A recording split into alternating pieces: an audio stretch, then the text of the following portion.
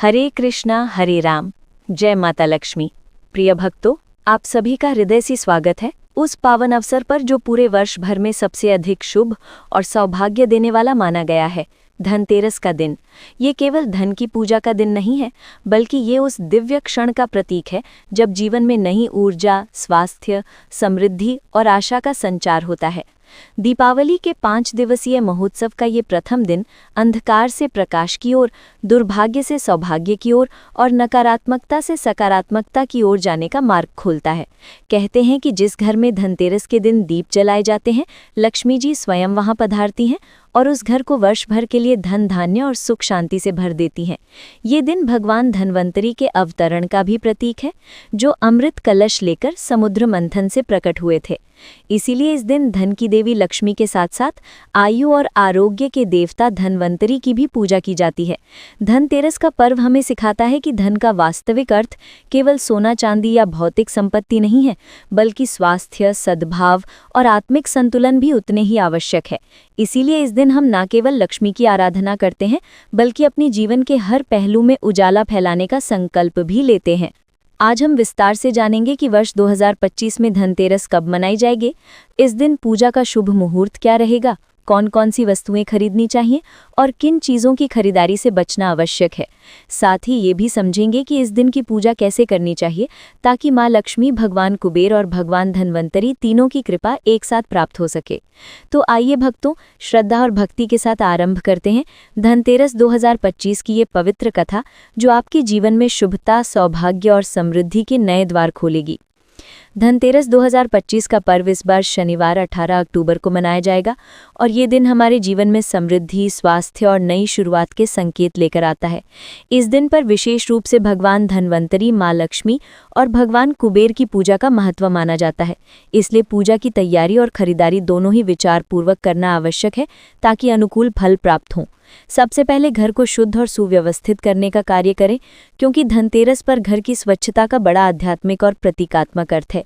घर के प्रत्येक कोने को झाड़ू पोछा करें, परंतु धनतेरस की रात में यमदीप जलाने की परंपरा भी है, इसलिए दक्षिण दिशा में एक दीपक अवश्य रखें। ये माना जाता है कि यमराज को प्रसन्न करने से परिवार के लोगों की आयु और स्वास्थ्य पर शुभ प्रभाव पड़ता है। पूजा के स्थान को विशेष रूप से साफ धुलाकर एक चौकी या साफ कपड़े पर देवी देवताओं की प्रतिमाओं या तस्वीरों को रखें, और यदि प्रतिमा नहीं है तो एक स्वच्छ चित्र या पूजा पट पर लाल कपड़ा बिछाकर दीप, फूल, नैवेद्य, फल, पानी, रोली, कुमकुम, अक्षत और अगरबत्ती रखें। पूजा की शुरुआत हाथ पैर धोकर और मन को शांत करके करें। किसी भी प्रकार के अनावश्यक विचार और व्यस्तता को त्याग कर अपने इरादे में स्पष्टता रखें और संकल्प लें कि ये पूजा समृद्धि और परिवार के कल्याण हेतु समर्पित है। पूजा के समय के संदर्भ में दिन के सामान्य प्रातः और अपराह्न की समय सीमाएं श्रद्धालुओं के ग्रहों और पंचांग के अनुसार भिन्न हो सकती हैं, परंतु 2025 में धनतेरस के लिए शाम का प्रादोष काल और दीपों का समय विशेष रूप से शुभ माना गया है। इस वर्ष प्रादोष की अवधि शाम लगभग 5:54 से 8:25 तक है और विशेषज्ञों के अनुसार लक्ष्मी पूजा के लिए 7:16 से 8:20 के बीच का समय अत्यधिक अनुकूल रहेगा, क्योंकि इस समय तिथिगत और नक्षत्र संबंधी स्थितियां पूजन के अनुकूल बैठती हैं।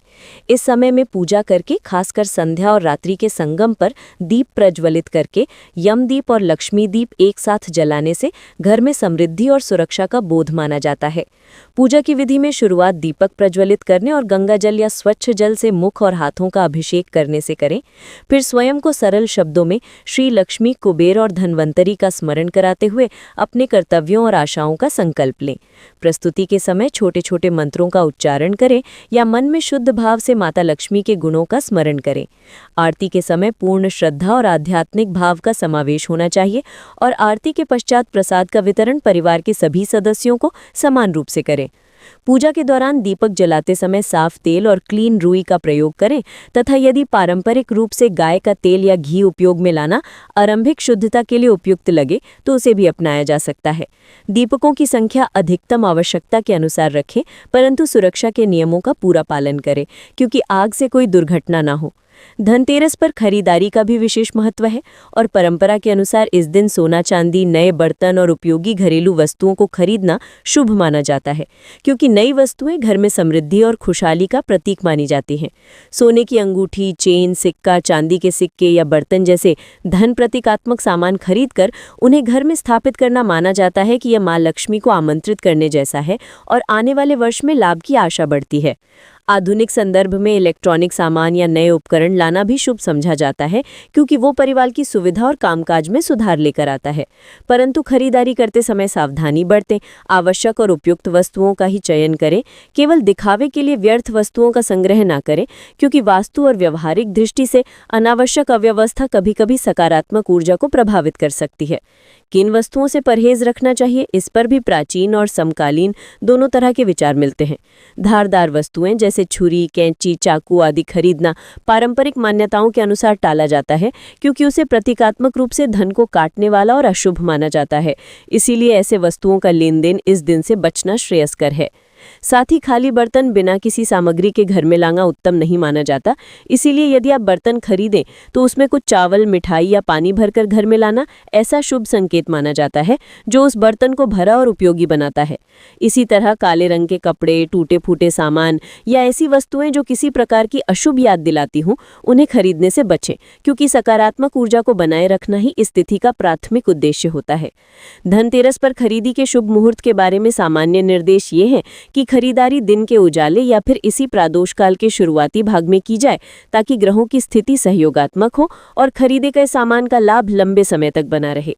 यदि आप खासकर सोना, चांदी या बड़ी वस्तुएं ले रहे हैं तो पंचांग के अनुसार इन वस्तुओं के खरीदने हेतु विशिष्ट समय और शुभ नक्षत्रों का पालन करने से हानि कम और लाभ अधिक माना जाता है। इसीलिए स्थानीय पंडित या पंचांग के आधार पर छोटे छोटे सामयिक निर्णय लेना लाभप्रद रहेगा। पूजा के समय एक संकल्प करना न भूलें, जिसमें आप स्पष्ट रूप से ये कहें कि ये क्रिया आपके परिवार, स्वास्थ्य और आर्थिक स्थिति की उन्नति हेतु है। संकल्प के साथ अपने नाम और अपने घर के सदस्यों का उच्चारण करें और फिर लक्ष्मी जी का आवाहन करते हुए दीप जलाकर आरती समाप्त करें। आरती के समय परिवार के सभी सदस्य मिलकर गायन करें या पारंपरिक भजन कीर्तन करके सकारात्मक ऊर्जा का संचार करें। यदि आप चाहें तो धनतेरस पर धन्वंतरी की विशेष आराधना भी कर सकते हैं। उन्हें औषधियों का आराध्य देव माना जाता है और स्वास्थ्य की रक्षा के लिए उनके स्मरण का भी भारी महत्व है। धन्वंतरी के समक्ष प्रार्थना करते समय बीमारियों से मुक्ति, मजबूत स्वास्थ्य और आयु की वृद्धि हेतु मन से प्रार्थना करें और यदि संभव हो तो किसी दान या भिक्षा का आयोजन करके उस पुण्य को बढ़ाएं, क्योंकि दान और परोपकार इस पर्व के सार में गहरे से जुड़े हुए हैं। पूजा के लिए प्रयुक्त सामग्री जैसे नैवेद्य, फूल, फल, मिठाई आदि को स्वच्छ और शुद्ध रखें। किसी भी प्रकार की मिलावट से बचें और प्रसाद को पहले परिवार के वरिष्ठों और देवी देवताओं को अर्पित करके ही ग्रहण करें। घर के पीछे या किसी अनावश्यक स्थान पर प्रसाद छोड़ने की परंपरा न अपनाएं, बल्कि उचित तरीके से वितरण करके सामाजिक और पारिवारिक संबंधों को भी सुदृढ़ बनाएं। धनतेरस की रात को घर के मुख पर लक्ष्मी कुबेर का स्वागत करने हेतु रंगोली, दीप और साफ सुथरी सजावट रखें। मुख्य द्वार को स्वच्छ करें तथा अगर संभव हो तो थोड़ा सा तुलसी का चोला या हरे रंग का छोटा फूल द्वार पर रखें, क्योंकि हरा रंग और तुलसी दोनों ही परंपरा में सकारात्मकता और शुभता का संकेत देते हैं।